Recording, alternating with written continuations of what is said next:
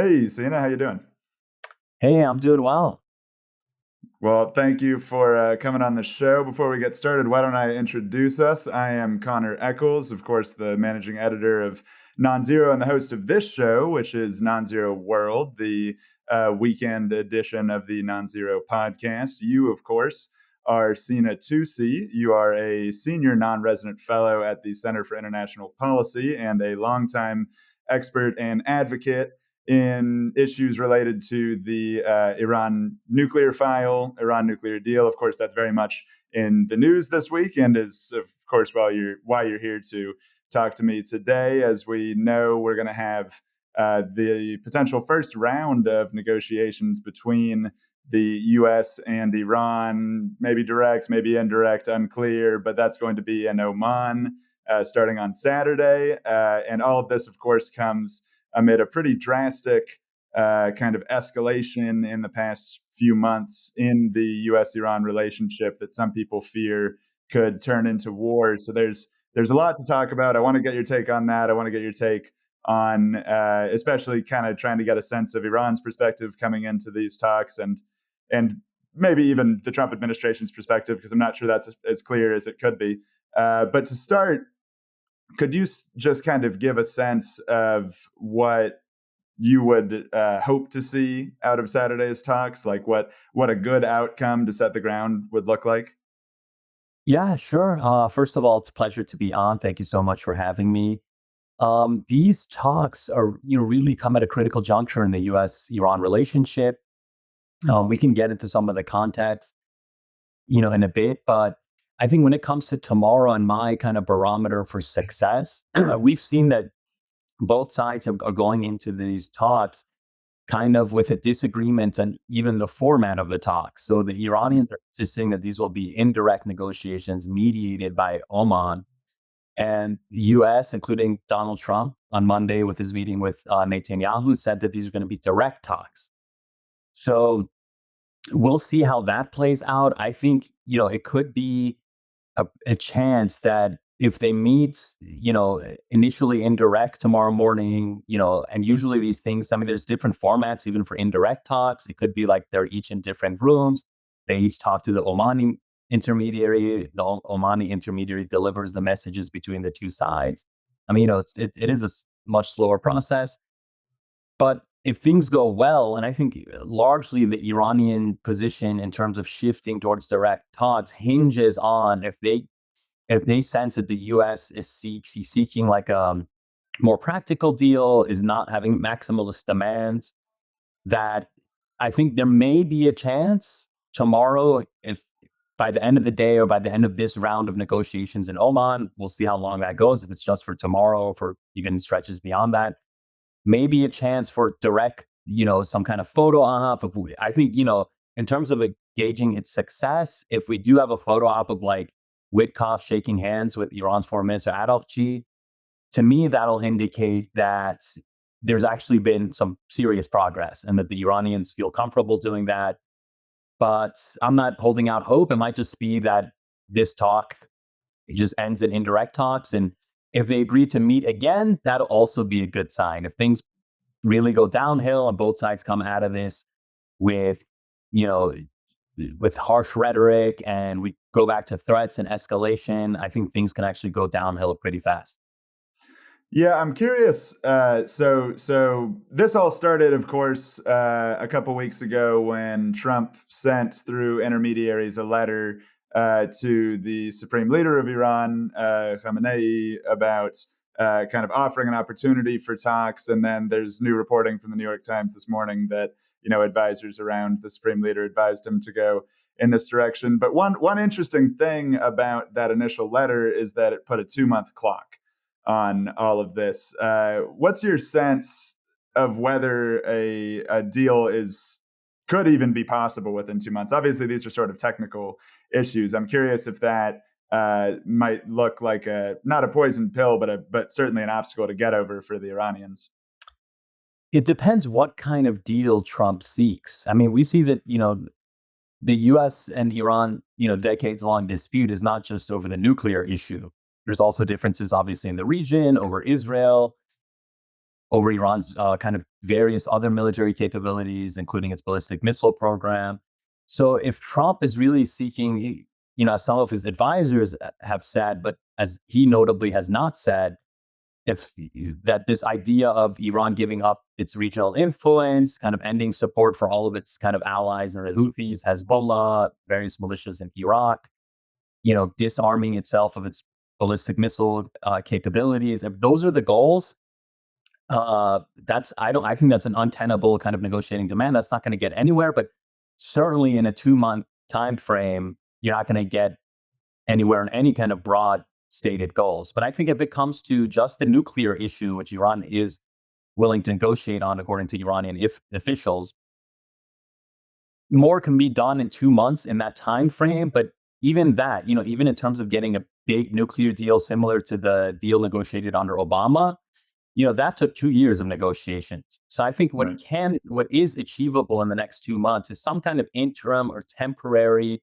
or even negotiated pause to escalation, some deal that puts the lid on Iran continuing to expand its nuclear program.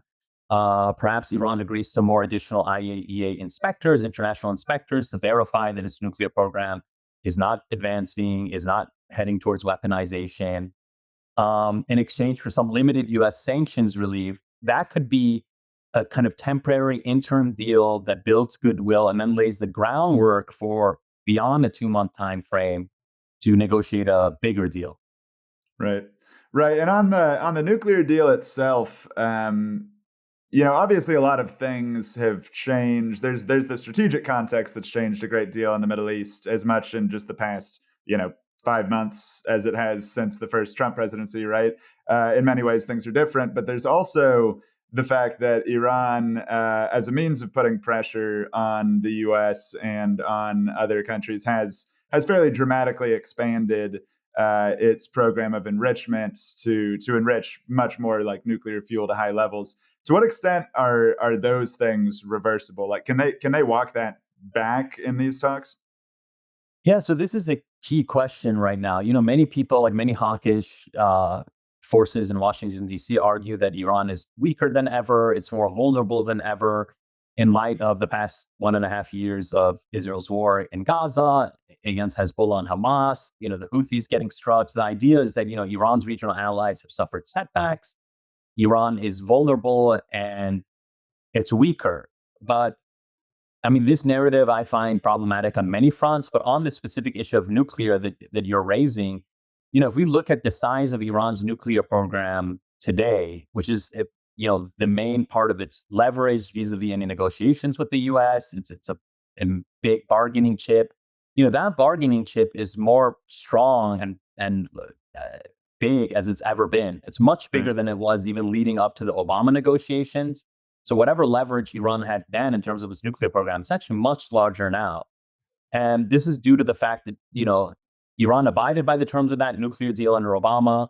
It really massively degraded its nuclear capabilities. It gave up its stockpiles of enriched uranium and reduced its level of enrichment to very low levels that are far from weapons grade.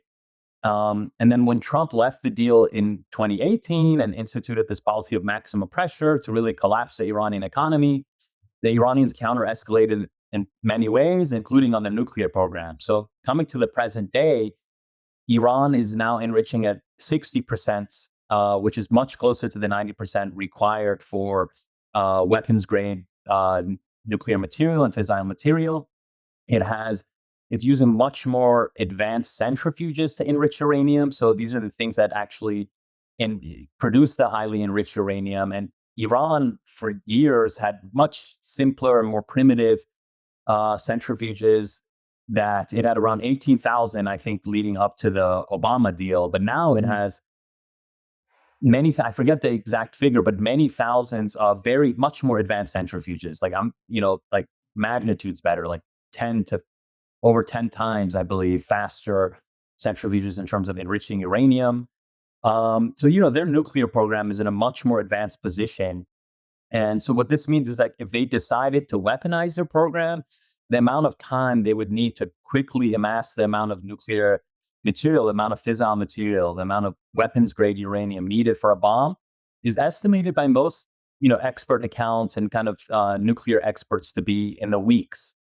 Right. And, Wow. under the Obama deal, it had reached a year. And to your point about irreversibility, it's very unlikely that given Iran's advancements, just its know-how in centrifuges and know-how in operating these technologies, that any deal can get Iran back to that 1 year kind of period of the so-called breakout time that it would need to amass enough fuel for a bomb. I've heard estimates that even if they get similar restrictions, it'll be like 6 months at most. Mm. So the U.S. is weaker in that in those terms. That Iran has strengthened its nuclear hand to that extent. Yeah. Yeah, that's very interesting. And it points to something. I mean, that is the kind of thing that, you identify that there's sort of the Trump administration is sort of two minds on this, right? You've got one side maybe represented by the special envoy for the Middle East, Steve Witkoff, who will of course be leading the negotiations this weekend, and they're seemingly more in favor of a deal and a narrower deal, kind of like the one that we talked about there with limited thing, verification. And then on the other side, you've got members of the administration like Mike Waltz, the national security advisor, I who wish it was are, Steve Waltz. yeah, exactly. But who are calling for more of a full dismantlement, they call it, of the program, which means not just the aspects of it that could be used to break towards a weapon, but also apparently the civilian nuclear program, even strategic missiles, ballistic missiles, things like that. I guess the question here, and this one is a bit of a challenging one, but to what extent do you think that is the Trump administration going to be able to have even a balanced policy here? And it almost feels like this is going to benefit sort of the hawkish side inevitably, that's going to be sort of pushing for these very strong terms and eventually potentially a military option. Yeah, I think these are the key things to watch out for. I mean, to your point about a poison pill, I think what a lot of these advisors, the more neocon, very hawkish advisors on Trump, like Mike Waltz, they're pushing for these things as an ultimatum to basically make diplomacy impossible. Like when it comes to dismantling Iran's nuclear program, reducing its enrichment to zero, like we've been, this has been the Iran nuclear crisis has been going on since 2002. There's been many ups and downs, but one thing that's been clear is that Iran, it views as a core national security interest to maintain some level of nuclear infrastructure, have enrichment. They and most other countries argue that the Nuclear Non-Proliferation Treaty actually gives them the right to the entire nuclear fuel cycle, which includes enrichment. And so it's going to be I would argue that it's impossible, if that's the demand, that is in reality a poison pill to sabotage negotiations altogether. And then I would argue again to trap Trump into this kind of escalation with Iran. Because I don't think that Trump wants it. I mean, I think Trump himself has never talked in these terms. He's never mentioned Iran's missile program. He's never mentioned Iran's kind of dismantling the nuclear program. He always says, and he says pretty clearly, that they just can't have a nuclear weapon. That's all. They just can't have a nuke. So I think if that's the bottom line, a deal is possible. But then we see that Trump has surrounded himself with advisors of various orientations, but like Waltz and Rubio. These people are very, they come from the camp that is this more kind of intrinsically opposed to U.S.-Iran negotiations, Right. intrinsically supporting kind of confrontation with Iran. This is their track record. This is what they've been pushing for years, and they really want military strikes. They're very close to, Netanyahu's allies in America. On the other hand, you do have figures like Witkoff, who's struck a much more pragmatic tone in his recent interview with Tucker Carlson. When he talked about Iran, he mentioned verification. He mentioned, the need for technical experts when it comes to negotiation with Iran. And these are suggestive of a deal that is aimed at limiting and degrading Iran's nuclear program, similar to the JCPOA, the nuclear deal struck under Obama, but not dismantling it. If you want to dismantle it, then why would you talk about verification necessarily or technical expertise? I mean, it could potentially go either way, but coupled with the rest of the rhetoric of Witkoff in that interview, it does seem like he is more pragmatic, that he seems He's wanting to compromise and not just seek Iran's kind of total capitulation. You also have J.D. Vance, who's more pragmatic on foreign policy as well. So the question that arises for me is how much of this is Trump's negotiating tactic? Because we know from his first term, he intentionally surrounded himself with these uber hawkish advisors like John Bolton and Mike Pompeo, basically as leverage and as a bargaining chip for himself, that he never intended to listen to them to go to war, and he would later admonish them for being so hawkish and Bolton running World War III and whatnot. But he viewed them as useful in negotiations with foreign powers, that if they see John Bolton in the room, they think, oh my God, these people are crazy, we should try to get a deal. But at Yeah, the it's the end of the mustache. day, It's the big mustache. yeah, Really, I really mean, shows. It's like a guy with a 6-shooter in the Old West. it's He's really intimidating. scary. Yeah.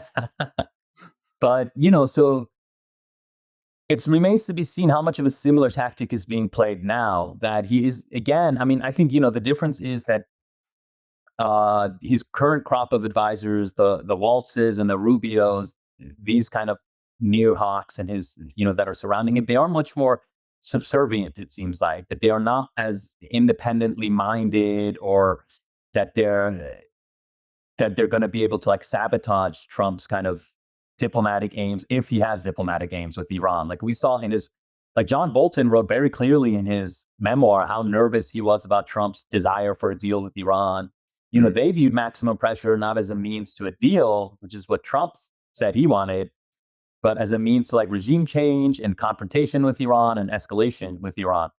So, and Bolton mentioned in his memoir that he threatened to resign if Trump, for example, met with Iran's then Foreign Minister Javad Zarif. I remember in Biarritz, France, during the G7 summit that year. This was like 2018 or 19. And him and Pompeo had a resignation pact. They were actively engaged in political machinations to prevent detente with Iran. Now I think things are different in multiple ways. One is that, these advisors are not like Bolton and Pompeo. I would argue they don't have they're much weaker political figures. Waltz is already diminished after the Signal Gate. And, I think the political context for Trump is also different in terms of being a second-term president. We've seen that, in the modern era, U.S. presidents often in the first term, especially when it comes to Iran, they are more hawkish. They're worrying about re-election. Iran is a political hot potato, as it were. It's very, there's many, many donors and special interest groups that are kind of vested in U.S.-Iran confrontation continuing. So, but now in his second term, freed from electoral constraints, I hope, that he would kind of, Trump also has more flexibility to think about, this idea of his legacy. And he has, he thinks of himself as a master deal maker. He wants, I think, a Nobel Peace Prize like Obama got. And frankly, I think if he got a deal with Iran and after decades of U.S.-Iran hostility, he managed to kind of in a meaningful way take the U.S.-Iran relationship to a new chapter, I would argue he actually deserves some kind of, international recognition for that. Yeah. That would be a big deal. Yeah. Yeah. And in a lot of ways, Iran is so sort of tailoring its message to Trump, the deal maker, right now. And I want to come back to that in a second. But first, I'm curious if you could kind of spell out. So I'm sort of the implicit prediction you're making there, the implicit sort of analysis you're making there is that there's a good chance maybe that we can avoid military confrontation, that certain things militate against that possibility. But what would a military confrontation over the nuclear program look like if these talks do break down? Yeah, I think another thing that makes me somewhat optimistic that a deal is more likely than a conflict is just how bad this alternative of conflict would be, and not as able to achieve this aim of diminishing Iran's nuclear capability or pushing it away from a nuclear weapon as a deal would have. So a military strike, you'd have to. Iran's nuclear program is very dispersed across the country. A lot of it is buried heavily under the ground.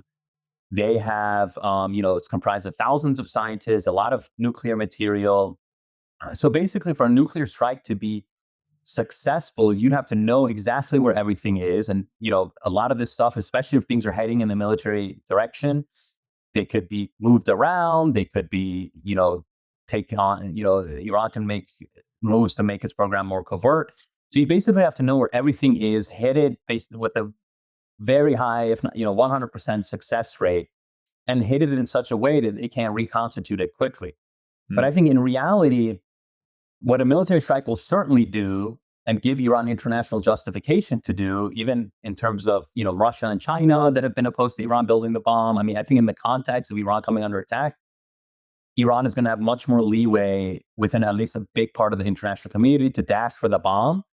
So let's say that, and I've heard estimates from credible sources in the US, people in the military kind of with background who've kind of worked in this field, that they think at best a military strike can set back Iran's nuclear program for a year, but Iran's going to dash for the bomb.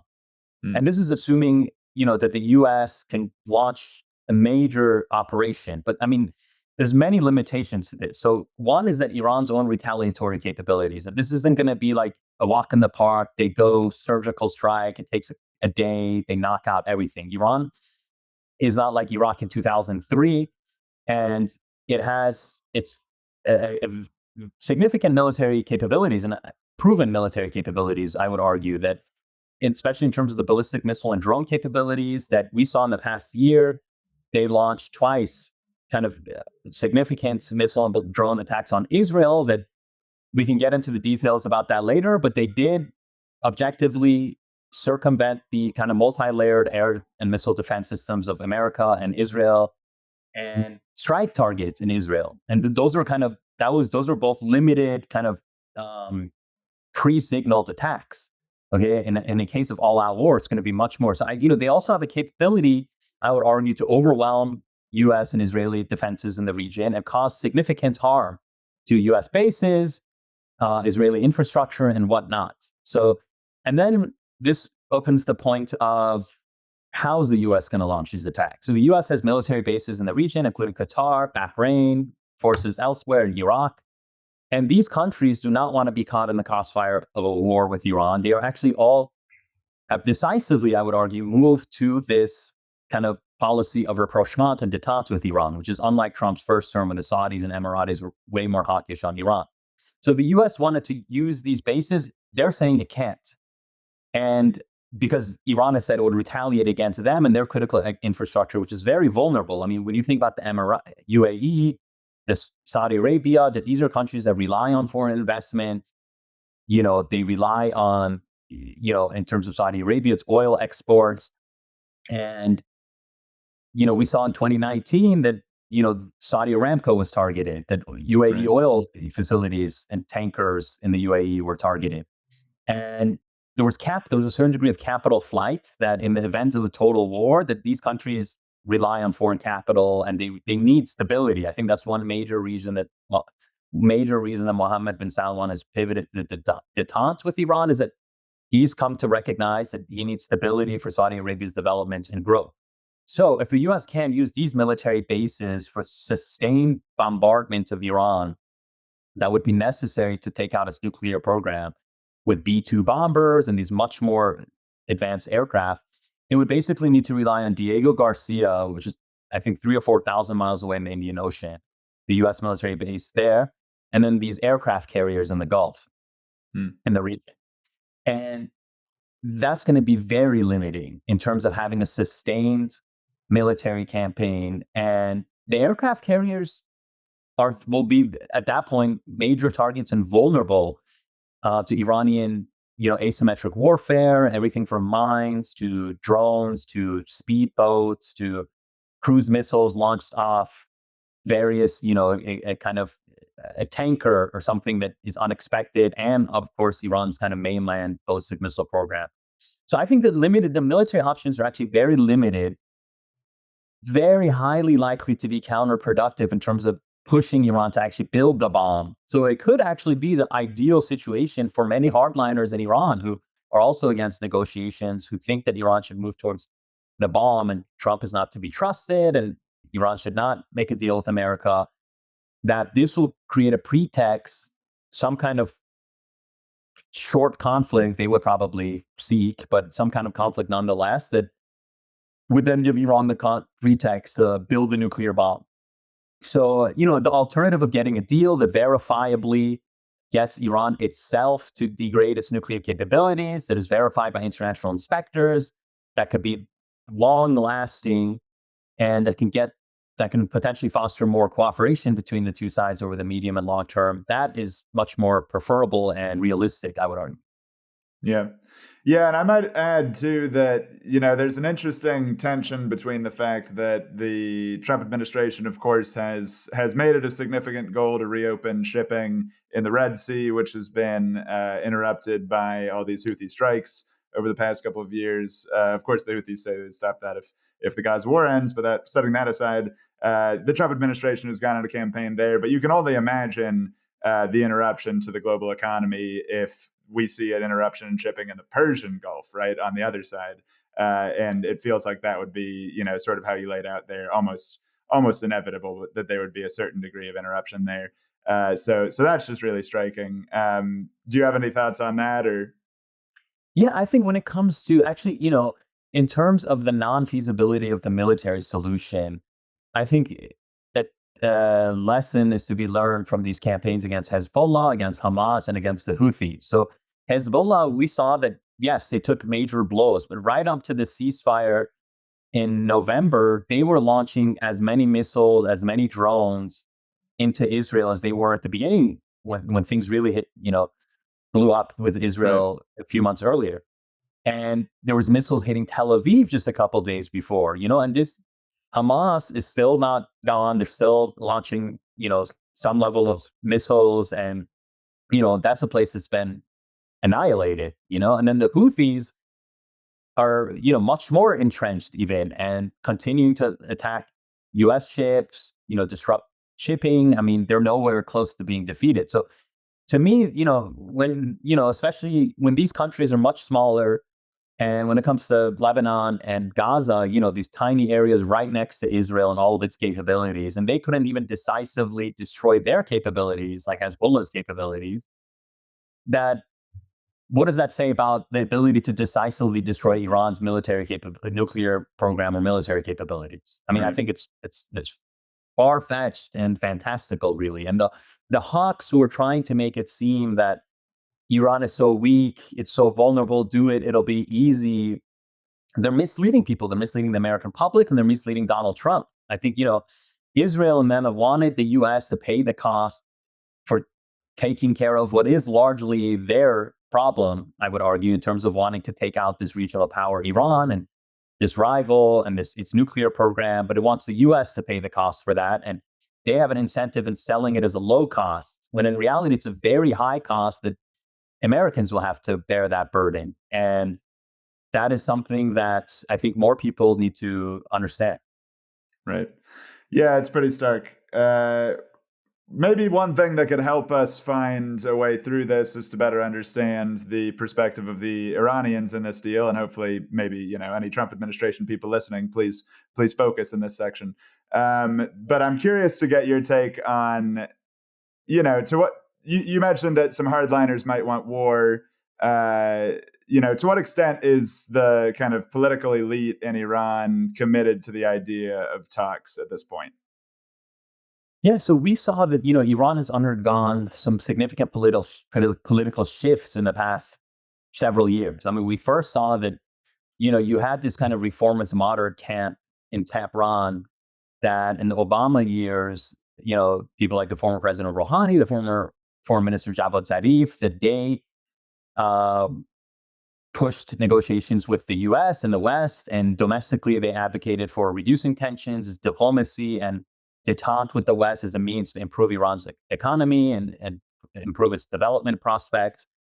And they kind of won out on those domestic debates, despite a lot of hardliner opposition, despite Khamenei, the supreme leader, kind of leaning towards the hardliners and trying to absolve himself of whatever consequences emerge, but ultimately saying that the US can't be trusted. And in that domestic fight in Iran, the hardliners were vindicated ultimately when Trump reneged on the deal and imposed sanctions. And we saw that for the political capital of the moderate reformist camp really plummeted. And this hardliner president, I mean, the hardliners were ultimately able to within this kind of confined system like the Islamic Republic, really capture all the centers of power, marginalize the more moderate and reformist camps. And for several years, under that former President Raisi, who died in a helicopter crash last April, to steer Iran's foreign policy in the direction that they more wanted, which was to lean towards more non-Western powers, China, Russia, deepen those ties, regional powers, circumvent sanctions, all Right. those kind of things. And then, but we saw a big kind of upset happen in Iranian politics where there was a massive protest movement, nationwide protest movement in 2022, the Women Life Freedom Movement, a big social movement, a political movement for change in Iran. A lot of disillusionment, anger with the status quo, in light of this diminished, really deteriorated economic situation because of the sanctions.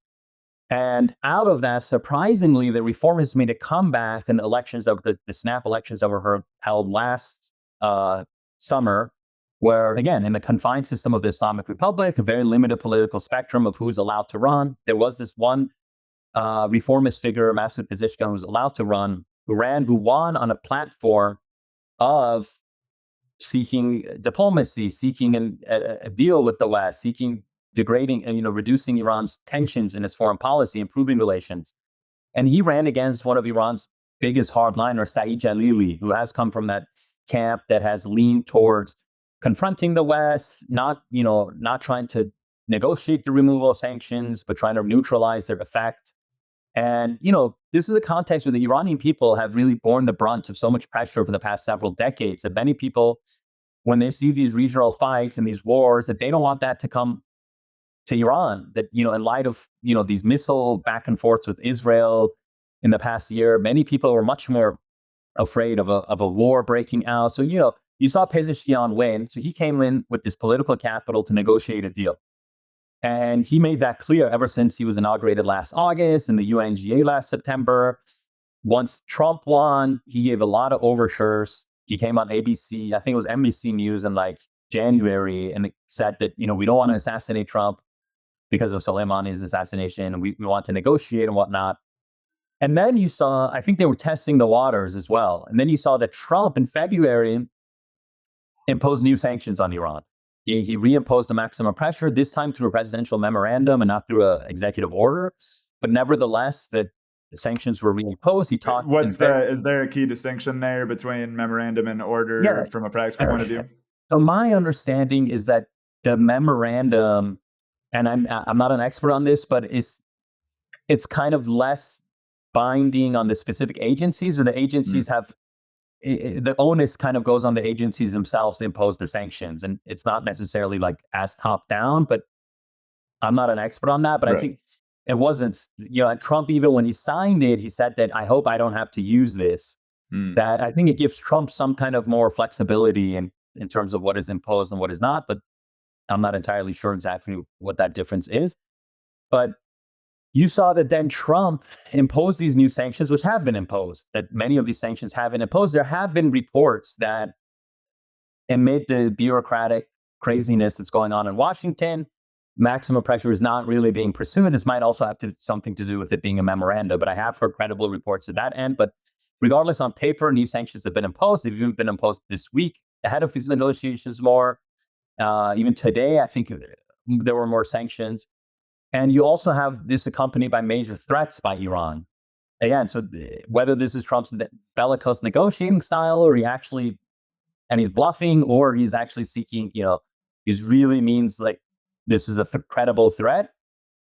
I mean, how it's taken in Tehran is very much as like diminishing the space for negotiation. So you saw, interestingly, after Trump did that in February, then the supreme leader came out and said that negotiations with the U.S. are dishonorable and irrational. And then you saw all the rhetoric in Iran over the past couple months since February become much more kind of uniformly moving away from wanting negotiations with America, saying that as long as these threats and pressure and everything continue, we're not going to negotiate, even from Pezeshkian. And then the big shift that happened in the past couple of weeks, we don't know exactly what's going on behind the scenes, and there are indications that, there have been some kind of preliminary negotiations in Oman facilitated by other intermediaries. But then you saw the rhetoric, I think, ultimately also change. And the biggest indicator of that was the Witkoff interview with Tucker Carlson, which was much more in line with with a framework and a formula that has proven to be successful with Iran. And he talked in terms of mutual respect. He said any deal would be mutually beneficial. Again, this idea of verification and technical means to get a deal, and not, he didn't mention dismantlement. He didn't mention Iran's ballistic missile program. So it seems like, that the bottom line, at least what the Iranians think the bottom line could be, has moved to this direction that is not as maximalist. And I think the Iranians would not have agreed to this meeting in Oman if they thought that the Trump administration was going to come in with these very untenable maximalist demands. I think the very fact that they agreed to send Arabchi, the foreign minister, and having these high-level negotiations, even if they're indirect, and we'll see how that turns out, is an indication that they think something feasible is at hand and something that meets their interests and kind of meets, the U.S. and Iran can meet each other halfway. Yeah. I'm curious. Could you give us a little bit more background on the relationship between Khamenei and then Pezeshkian? I'm kind of curious. Like, is Pezeshkian seen as someone who Khamenei trusts with a thing like this? It's a delicate issue, and Khamenei has shown at different times that he's not exactly enthusiastic about negotiations. So I'm kind of curious how they fit together here. Yeah, so I think this was a free preview of NonZero World. To unlock the rest of this conversation and other exclusive content, become an NZN member today at nonzero.org.